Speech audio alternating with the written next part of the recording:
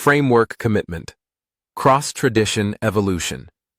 This story grips because chalkydri are the ultimate mythological Frankenstein's monster, a creature assembled from Egyptian gods, Hebrew magic, Greek language, and Slavic manuscripts that modern culture has dismembered and recycled into everything from Final Fantasy summons to medieval dragon lore. We're tracking how one deleted angel became 1,000 familiar monsters. In the year 1350, somewhere in the Balkans, a monk copies a text that makes him pause. He's transcribing the second book of Enoch from Greek into Old Church Slavonic, and he's just reached chapter 12. His stylus hovers. The words describe creatures called chalkydri, celestial beings 900 measures tall with crocodile heads, lion feet, 12 rainbow wings, and voices that wake every bird on earth at sunrise. They circle the sun itself, pulling it across the sky, while singing songs that make phoenixes weep with joy. The monk has copied descriptions of seraphs with 6 wings. He's illustrated cherubs with 4 faces. But this sounds like something from a fever dream in Alexandria. He dips his stylus and writes it anyway, preserving one of the strangest creatures ever to grace Jewish apocalyptic literature. What he doesn't know, what nobody in 1350 could know, is that he's saving the last written record of beings that once connected Moses' controversial bronze serpent to Egyptian crocodile gods to the phoenix myths that would eventually power 1,000 fantasy novels. The chalkydri are about to vanish from history, but their DNA will infect everything. The name itself is a riddle wrapped in metal. Chalkydra in ancient Greek, chalkydri, compounds 2 words that shouldn't meet. Chalkos means brass or copper, the stuff of shields and temple doors. Hydra means water serpent, the many-headed monster Hercules fought. Slam them together and you get brazen hydras or copper serpents. It's a name that sounds like armor clanking underwater, metal scales catching sunlight. But here's where linguistics becomes theology. Scholars staring at this compound in the original Greek of 2nd Enoch notice something that makes their breath catch. The Hebrew Bible contains a story about a serpent made of brass, Nehushtan, the bronze snake Moses mounted on a pole in Numbers 21. The Israelites were dying from venomous serpent attacks in the desert, and God told Moses to craft a brass snake and raise it high. Anyone bitten who looked upon the bronze serpent lived. The object worked for centuries as a healing totem until King Hezekiah smashed it in 2 Kings 18, declaring it had become an idol. The Greek word for bronze serpent could be translated as chalkydri. Watch what this means. The chalkydri aren't random mythical beasts dropped into apocalyptic literature for color. They might be the second book of Enoch's way of saying, remember that controversial magical snake Moses made? The one that saved Israel but got destroyed as blasphemous? It's still alive. It's gigantic now. It has wings. And it's circling the sun with the job description of cosmic clockwork.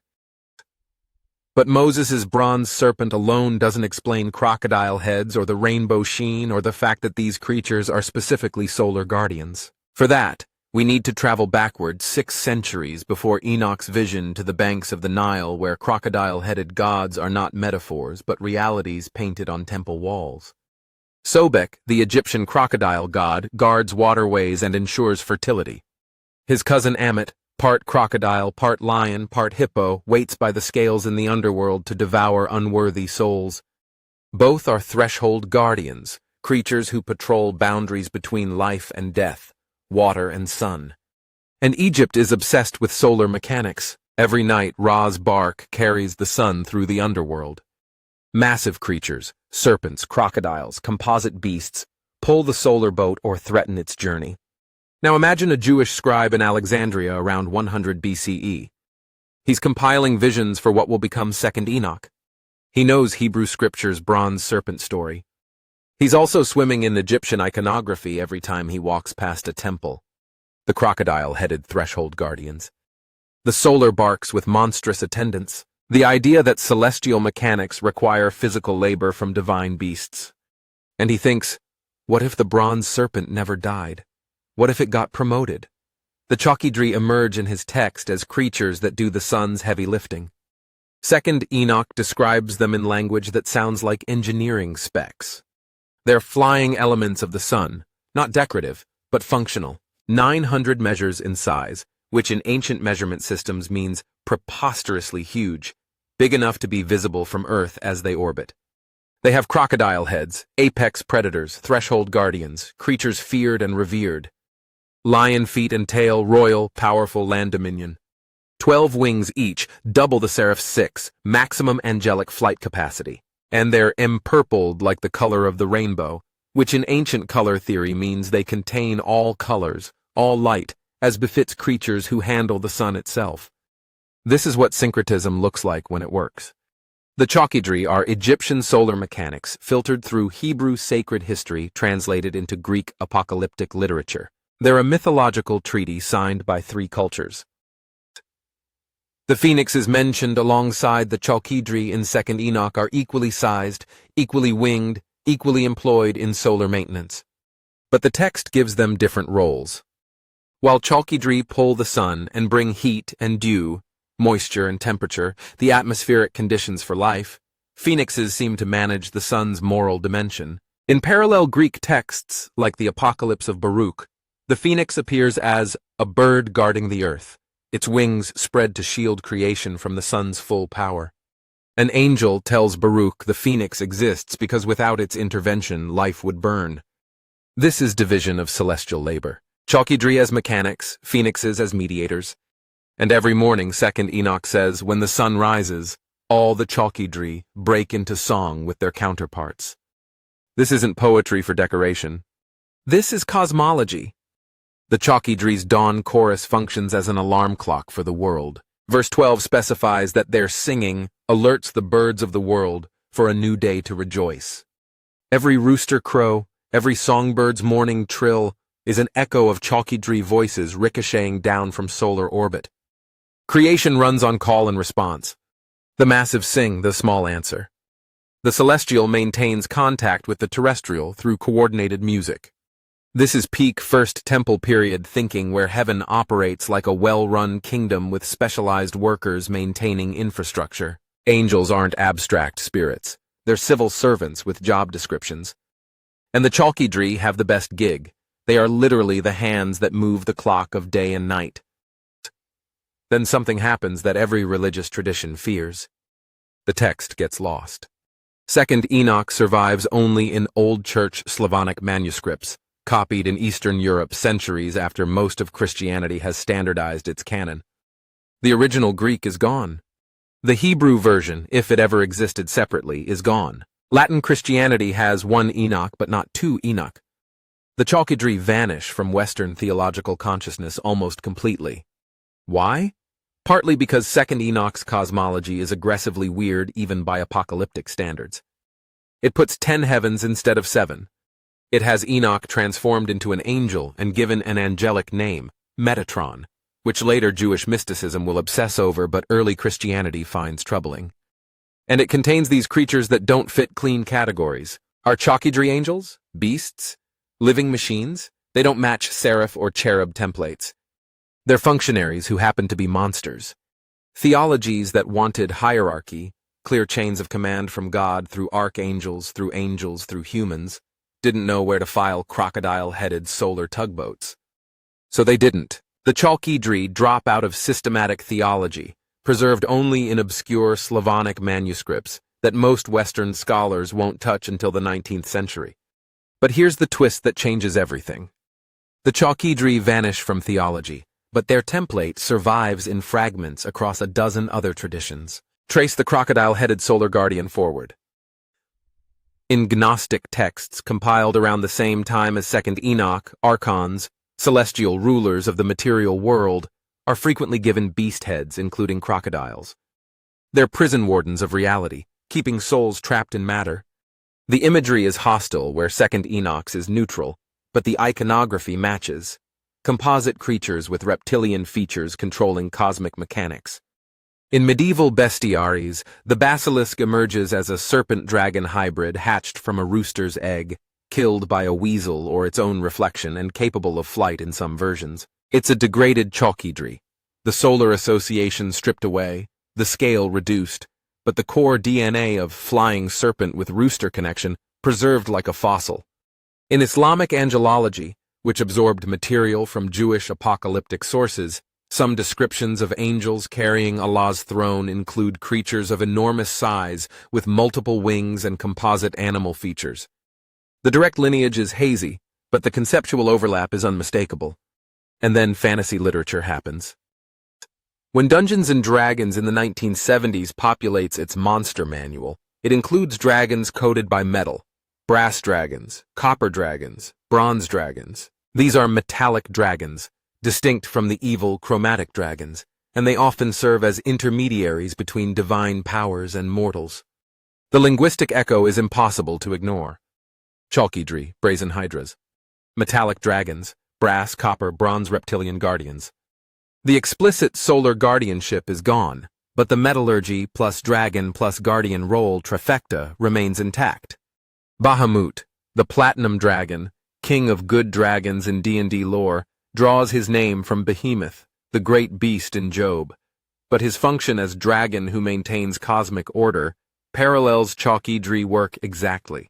Later fantasy authors riff on the idea. Anne McCaffrey's dragons in Pern fight thread to protect the world, functionaries maintaining habitability. Naomi Novik's dragons in the Temeraire series serve an aerial core, beasts with jobs. Every JRPG summon where a dragon named Bahamut descends with solar flares contains chalkydri DNA. The Phoenix side gets even more obvious. From Fawkes in Harry Potter to the Phoenix summons in Final Fantasy to Marvel's Phoenix Force, the solar bird as cosmic guardian and world-destroying renewing power dominates modern fantasy. These are second Enoch's phoenixes with the serial numbers filed off. Even the crocodile element metastasizes. The Egyptian god Sobek evolves into Warhammer's lizardmen, Dungeons & Dragons lizardfolk and dragonborn. Every reptilian race coded as ancient, powerful, connected to primordial forces. The crocodile head as marker of threshold guardian status never dies. It just migrates across media. In 1909, Louis Ginzberg publishes Legends of the Jews, a massive compilation of rabbinical stories and apocrypha. He includes the chalkydri, describing them in the chapter on creation's sixth day. He notes they appear in 2nd Enoch but doesn't speculate much on origins.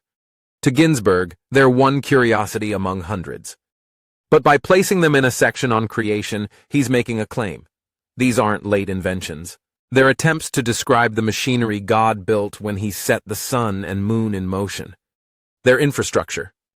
This is what apocalyptic literature actually does at its best. It tries to answer the question, how does this actually work? When Genesis says God created light and separated day from night, 2nd Enoch asks, okay, but mechanically, how? And it answers, really big crocodile bird lion things with a dozen wings each singing while they pull the sun. It's less poetic than let there be light, but it's an engineer's theology, trying to imagine the divine blueprint. The chalkydri's nearest surviving relative in Scripture is the seraph, the six-winged angels in Isaiah 6 who surround God's throne crying, holy, holy, holy. But seraphs are static, worshipful. They don't do anything except praise and occasionally purify prophets with hot coals. The chalkydri work. They sweat, or would if they had sweat glands. They're blue-collar angels with a union and a schedule. This reflects a theological split. Western Christianity emphasizes adoration, the beatific vision, the joy of gazing upon God forever. Eastern Christianity and Jewish mysticism often emphasize function, angels as God's hands doing specific tasks. The chalkydri are creatures from the second tradition, who got marooned in a text preserved by Orthodox Slavs, while Catholic and Protestant theology moved toward contemplative angelic orders. Their 12 wings matter here. Seraphs have 6. Cherubs have 4. Chalkydri have 12, double the seraph standard. In symbolic logic, this marks them as hypermobile, maximum capacity laborers. They need those wings because they're hauling the sun every single day forever. This is Sisyphean labor with a better PR department. We need to sit with how strange it is that these creatures are described with such precision in exactly one major text and then essentially forgotten. Enoch sees them. The scribe writes it down. Copyists preserve it. And then, silence. No church councils debate whether chalkydri are real. No medieval scholastics diagram their place in the celestial hierarchy. No Renaissance artists paint them flanking God. But somehow the idea of enormous composite creatures managing celestial mechanics spreads anyway. It's in the background radiation of mythology, influencing without being named. This is how culture works when it's not controlled by institutions. Ideas leak sideways. A scribe in Constantinople reads 2nd Enoch and tells a story to a visiting merchant from Venice, who mentions it to an illuminator working on a bestiary who draws something vaguely similar but calls it a basilisk. By the time Milton writes Paradise Lost with its war in heaven and angels the size of mountains, nobody remembers the chalkydri. But the idea that heaven requires gigantic beings doing physical labor is just assumed. The Apocalypse of Baruch gives us the closest parallel. Baruch sees a huge bird circling the sun, and an angel explains it's a phoenix whose wings shield Earth from solar destruction. Scholars notice this account, dated similarly to 2nd Enoch, describes the same cosmology with a single species variant. Where 2nd Enoch has chalkydri plus phoenixes as team effort, Greek Baruch has phoenix alone as solo protector. This suggests a common source now lost. Somewhere, likely in Alexandrian Jewish circles, mixing Hebrew theology with Greek philosophy and Egyptian imagery, a cosmological model emerged. The sun requires living guardians. Different communities preserved different versions. Some kept the crocodile hybrids. Some kept just the phoenix. Slavic Christians saved the version with both. And then Christian Orthodoxy selected neither. When the canon closed, when the councils decided which books were scripture, neither 2nd Enoch nor Greek Baruch made the cut. The cosmology died, officially. But mythology doesn't die when authorities reject it. It mutates and hides in folklore and fantasy until someone's ready to find it again. Which brings us here, 2025. You're learning about chalkydri probably for the first time. You're wondering why nobody told you Judaism had kaiju angels. The answer is, because the text got sidelined by politics you weren't alive for in centuries you can't imagine. But the idea survived. Every time you've seen a dragon described as ancient guardian of the world, every time a phoenix resurrects in a story to save reality, every time a fantasy novel describes celestial mechanics requiring physical beings to maintain them, you're seeing chalkydri ghosts. The name died. The concept colonized popular culture. This happens more than we admit. Religious ideas that lose official status don't vanish. They go underground into folklore, re-emerge in fantasy, get mistaken for pure imagination. Every fantasy trope has theological ancestry. The chalkydri are proof. A creature too weird for canon became the template for cool. And maybe that's appropriate. 2nd Enoch describes the chalkydri as empurpled like rainbows, containing all colors, reflecting all light. They're prismatic, refusing single interpretation. Of course they'd shatter into 1,000 fantasy creatures rather than remain one fixed thing. The monk who copied this in 1350 didn't know he was preserving dragon DNA. He just knew the vision was too beautiful to lose. 900 measures tall, 12 wings, crocodile heads, singing to wake the world. He wrote it down because cosmic infrastructure deserves witnesses. We're witnessing now. The chalkydri wake the sun. The phoenixes guard against its burning. And every morning when birds sing, they're harmonizing with creatures we forgot to remember but never stopped hearing.